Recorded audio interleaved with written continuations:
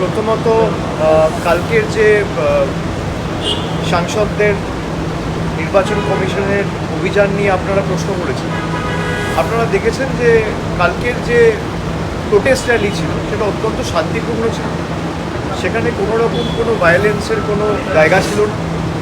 লোকসভা রাজ্যসভা মিলিয়ে প্রায় 300 জনের বেশি পাবলিক রিপ্রেজেন্টেটিভ এবং ম্যাক্সিমামটাই নির্বাচিত সাংসদ, মানুষের প্রতিনিধি, তারা সকলে মিলে নির্বাচন কমিশনের কাছে আমাদের সবার বেসিক 5-7টা প্রশ্ন রয়েছে, তার জবাব চাওয়ার জন্য নির্বাচন কমিশনের কাছে আমরা শান্তিপূর্ণভাবে মিছিল করে এবং দলমত নির্বিশেষে অপোজিশন যে পার্টিগুলো রয়েছে সবাই মিলে ঐক্যবদ্ধ হয়ে কালকে মিছিল করে গেছি।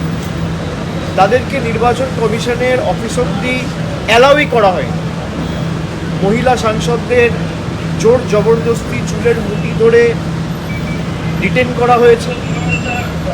এমনকি পুলিশের বর্বরতা বা পুলিশের অতি সক্রিয়তা, দিল্লি পুলিশের আপনারা দেখেছেন। আমরা 100 দিনের কাজের টাকা নিয়ে যখন দিল্লিতে যন্তর মন্তরে বিক্ষোভ সভা করেছিলাম, সেখানেও প্রায় 10,000 পুলিশ দিয়ে মহিলা, বিশেষ করে তপশিলি এবং জনজাতি মূলবাসী যারা এবং SC ST জনপ্রতিনিধিদের যেভাবে কেন্দ্রীয় সরকারের অধীনে থাকা, স্বরাষ্ট্রমন্ত্রীর অধীনে থাকা দিল্লি পুলিশ নিগৃহীত করেছিল, আমরা সকলে সেটা দেখেছি। গতকালও যেটা করেছে, এটা থেকে স্পষ্ট যে নির্বাচন কমিশনের কাছে কোনো উত্তর নেই, কোনো জবাব নেই। যে 4-5টা বেসিক আমাদের তরফ থেকে প্রশ্ন রাখা হয়েছে, যে এতদিন পরেও 2025-এ আমরা এসে কেন আমাদের ডিজিটাইজড ভোটার লিস্ট দেওয়া হবে না, কেন জোর জবরদস্তি SIR করা হবে, বিশেষ করে অপোজিশন রুল যে স্টেটগুলো রয়েছে যেখানে বিরোধী রাজনৈতিক দলগুলো ক্ষমতায় রয়েছে। এবং আমি ইলেকশন কমিশনের কথা যদি ঠিক ধরেই নিই যে ভোটার লিস্ট বা ইলেকটোরাল রোলে অনিয়ম বা গরমিল রয়েছে, আমি তর্কের খাতিরে ধরে নিচ্ছি যে তারা ঠিক বলছে। তাহলে প্রথম ধাপ কী হওয়া উচিত, যে এই ইলেকটোরাল রোল বা এই ভোটার লিস্টের বেসিসে যারা নির্বাচিত হয়েছে এবং যে সদ্য সমাপ্ত 1 বছর আগেকার লোকসভা নির্বাচন এই ভোটার লিস্টের বেসিসে হয়েছে, এই ভোটার লিস্টের বেসিসে দেশের প্রধানমন্ত্রী নির্বাচিত হয়েছে, এই ভোটার লিস্ট যেখানে ইলেকশন কমিশন বলছে ভুল, অনিয়ম, গরমিল রয়েছে, এই ভোটার লিস্টের বেসিসে দেশে সরকার তৈরি হয়েছে, প্রধানমন্ত্রী থেকে স্বরাষ্ট্রমন্ত্রী থেকে প্রতিরক্ষা মন্ত্রী থেকে সবাই হয়েছে। পুরো ইউনিয়ন গভর্নমেন্টকে রিজাইন করা উচিত। এবং আমাদের রাজ্যের মুখ্যমন্ত্রী, দলের সভানেত্রী মমতা ব্যানার্জি 27শে ফেব্রুয়ারি নেতাজি ইন্ডোর স্টেডিয়ামে প্রথম এটা ধরেছিলেন যে এক ব্যক্তির একই এপিক নাম্বারে গুজরাটের ভোটার লিস্টে নাম রয়েছে, আবার উত্তরপ্রদেশে রয়েছে, আবার বাংলায় রয়েছে।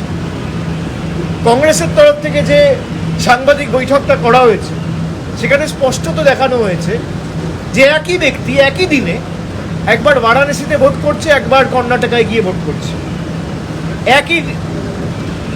একই এপিক নাম্বারে একই নামে 5 জন 7 জন 10 জন করে ভোটার 10টা আলাদা পোলিং স্টেশনে তিনি ভোটাধিকার প্রয়োগ করেছেন। আর এই ডেটা তো তৃণমূলের বা কংগ্রেসের নয় বা অন্য রাজনৈতিক দলের নয়, এটা নির্বাচন কমিশনের ডেটা। তো এই উত্তরগুলো কে দেবে? আর নির্বাচন কমিশনের উপর যদি প্রশ্ন ওঠে, বিজেপি ডিফেন্ড করবে কেন? বিজেপির দায় কি? নির্বাচন কমিশন তো নিরপেক্ষ। তথাকথিতভাবে যদি তারা এতটাই নিরপেক্ষ থাকে, তারা সব এমপিদের সাথে বসবে। এই এমপিগুলো তো বানের জলে ভেসে আসেনি, নির্বাচন কমিশনার মনোনীত, আমরা নির্বাচিত। আমাদের 20 লাখ 22 লাখ 25 লাখ মানুষ ভোট দিয়ে তাদের ভোটাধিকার প্রয়োগ করে আমাদের নির্বাচিত করেছে। আর ইলেকশন কমিশনকে প্রতিনিধি করে সরকার পাঠিয়েছে তাদের হয়ে কাজ করার জন্য। যে কটা প্রতিষ্ঠান আছে সব কটা প্রতিষ্ঠানকে তাদের কৃতদাস এবং তল্পিবাহকে পরিণত করেছে এই বিজেপির সরকার।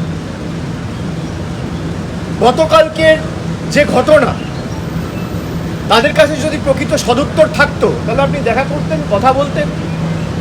আপনি কথা বলেননি, আপনি উল্টে সব সাংসদদের ডিটেন করে পুলিশ স্টেশনে নিয়ে গিয়ে বসিয়ে রেখেছেন। মহিলাদের উপর অত্যাচার করেছে, পুলিশ লাঠিচার্জ করেছে, চুলের মুঠি ধরে মহিলাদের টানতে টানতে হেঁচড়াতে হেঁচড়াতে নিয়ে গেছে। আমাদের কালকে একাধিক সাংসদ, এমনকি মিতালি বাগ, সেও অসুস্থ হয়ে পড়েছে, আপনারা দেখেছেন, পুলিশের অত্যাচারের কারণে। জোর জবরদস্তি তারা দেশটাকে নিজেদের সম্পত্তি ভেবে সব প্রতিষ্ঠানগুলোকে নিজেদের রাজনৈতিক স্বার্থে কাজে লাগিয়ে এখন মানুষের ভোটাধিকারটুকুও কেড়ে নিতে চাইছে। আমরা এটা করতে দেবো না। কালকের যেটা দেখেছেন আপনারা, এটা সবে শুরু। আমি আগেও বলেছি, আবারও বলছি, যদি বাংলা থেকে একটা মানুষ যার ভোটার লিস্টে যে প্রকৃত ভোটার যদি তার নাম বাদ যায় এবং বিজেপি যদি ভাবে যে মানুষের ভোটাধিকার কেড়ে নিয়ে আমরা দেশটাকে আমাদের রাজনৈতিক সম্পদ হিসেবে ব্যবহার করব, আমরা যে ভাষায় বিজেপি বোঝে সেই ভাষায় আমরা জবাব দিতে জানি। বাংলার একটা মানুষের যদি ভোটাধিকার কাড়ে তাহলে 1 লক্ষ মানুষ নিয়ে নির্বাচন কমিশন ঘিরব।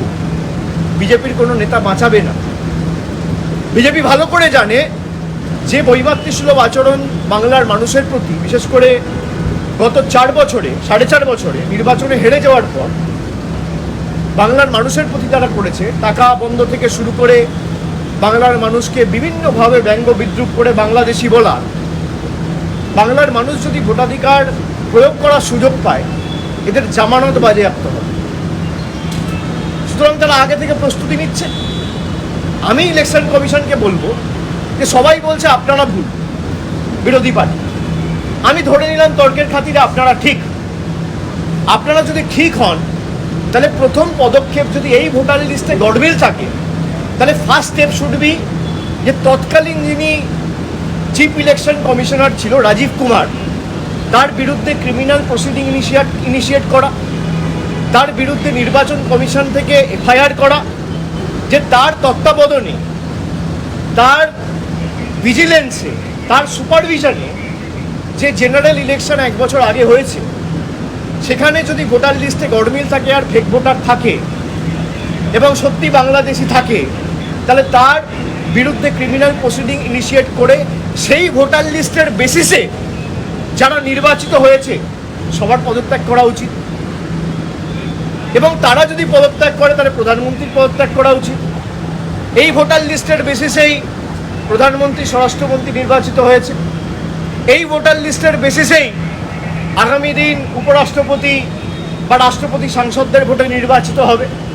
তাহলে পুরোটাই যদি বেনিয়ম বা অনিয়ম বা ভেজাল বা কোনো ফেক নাম থেকে থাকে, তাহলে ফার্স্ট স্টেপ হিসেবে তারা রিজাইন করুক। সারা দেশের মানুষ এসআইআরকে স্বাগত জানাবে। আমি বলছি আপনারা যদি এসআইআর করতে চান, আপনাদের বক্তব্য কি? যে এই ইলেকটোরাল রোলে অনিয়ম রয়েছে, আমরা এসআইআর করতে চাই। আরে এই ইলেকটোরাল রোলের বেসিসেই তো 6 মাস আগে মহারাষ্ট্রে নির্বাচন হয়েছে, আপনার ঝাড়খণ্ডে নির্বাচন হয়েছে, আপনার হরিয়ানায় নির্বাচন হয়েছে। এই ইলেকটোরাল রোলের বেসিসেই তো 2-4টে রাজ্যে বিজেপি সরকার ক্ষমতায় এসছে 6 মাস আগে পর্যন্ত। এই ভোটার লিস্টের বেসিসেই তো কেন্দ্রে সরকার ক্ষমতায় এসছে, বিজেপি 240টা সিট পেয়েছে।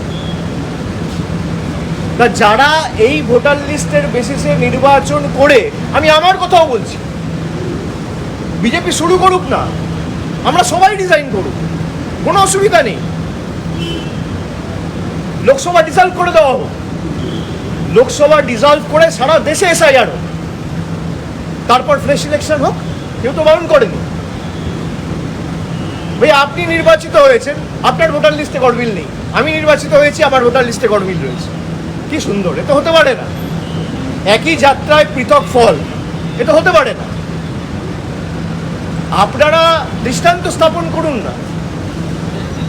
এত আপনারা সততার কথা বলেন, গণতন্ত্রের কথা বলেন, আপনারা ভারতবর্ষের উজ্জ্বল ভবিষ্যতের কথা বলেন। তো বিজেপির নেতাদের বলবো বা এনডিএ শরিক যারা আছে তাদেরকে বলবো, আপনারা শুরু করুন। তৃণমূলের যত জনপ্রতিনিধি আছে বা বিরোধী রাজনৈতিক দল কংগ্রেস, এদিকে ডিএমকে বা সমাজবাদী পার্টি, সবাই ডিজাইন করবে, পুরো লোকসভা ডিসলভ করে দিন, তারপর আপনারা এসআইআর করুন। লোকসভা ডিসলভ করে দেওয়ার পর সারা দেশে এসআইআর হোক। বিজেপির যদি অবজেক্টিভ ঠিক থাকে বা এনডিএ সরকারের যদি অবজেক্টিভ ঠিক থাকে যে আমি দেশে ভোটার লিস্টে যাতে একটাও বাইরের ভোটার না থাকে সেটা সুনিশ্চিত করব, সবাই ডিজাইন করুন, লোকসভা ডিসলভ করুন, তারপর আপনি এসআইআর করুন না। কাশ্মীর থেকে কন্যাকুমারী করুন, প্রত্যেকটা রাজ্যে হবে, উত্তরপ্রদেশে হবে, বিহারে হবে, বাংলায় হবে, ঝাড়খণ্ডে হবে, তামিলনাড়ুতে হবে, পাঞ্জাবে হবে, কেরালে হবে, সব জায়গায় হবে। কিন্তু আপনি থাকবেন পদে আর বাংলায় এসআইআর হবে, তা তো হবে না। এই ভোটেই তো মহারাষ্ট্রে আপনারা জিতেছেন, এই ভোটেই তো হরিয়ানায় জিতেছেন, তাহলে আগে তো এই রাজ্য সরকারগুলো পদত্যাগ করা উচিত। कल जो हुआ दिल्ली में लोकतांत्रिक तरीके से, शांतिपूर्ण तरीके से 300 सांसद ऑपोजिशन के, और इनमें बहुत सारे महिला सांसद भी थे, इनको जिस तरीके से दिल्ली पुलिस ने धक्का दिया, इनके साथ बर्ताव किया, इनको रोका, ये स्पष्ट दिखाता है, दर्शाता है कि इलेक्शन कमीशन, चुनाव आयोग डरा हुआ है। इनके पास हमारे सवाल के कोई जवाब नहीं है। अगर आपके पास जवाब है तो आप दो भाई, कि एक ही एपिक नंबर पे गुजरात में और बंगाल में वोटर कैसे है, एक ही नाम पे अलग अलग 10 पोलिंग स्टेशन में वोटर कैसे है, एक ही एड्रेस पे 5 बाई 10 स्क्वायर फीट एक मकान में 100 वोटर कैसे रह सकते हैं, जिनका कोई अता पता, कोई एग्जिस्टेंस नहीं है। और इलेक्शन कमीशन अगर कह रहा है कि वोटर लिस्ट में गलती है, ऑपोजिशन के सारी पार्टी कह रहा है कि एसआईआर नहीं होना चाहिए, मैं इलेक्शन कमीशन को कहूँगा कि चलिए मैं मानता हूँ आप सही कह रहे हो, तो पहला तरीका क्या होना चाहिए, पहला स्टेप क्या होना चाहिए, इसी इलेक्टोरल रोल और वोटर लिस्ट के आधार पे देश का प्रधानमंत्री चुना गया है 1 साल पहले। इसी वोटर लिस्ट और इलेक्टोरल रोल के आधार पर बीजेपी के 240 सांसद चुने गए हैं। इसी वोटर लिस्ट के आधार पे देश के गृह मंत्री चुने गए हैं। इसी वोटर लिस्ट के आधार पे देश के स्वास्थ्य मंत्री चुने गए हैं, रक्षा मंत्री चुने गए हैं।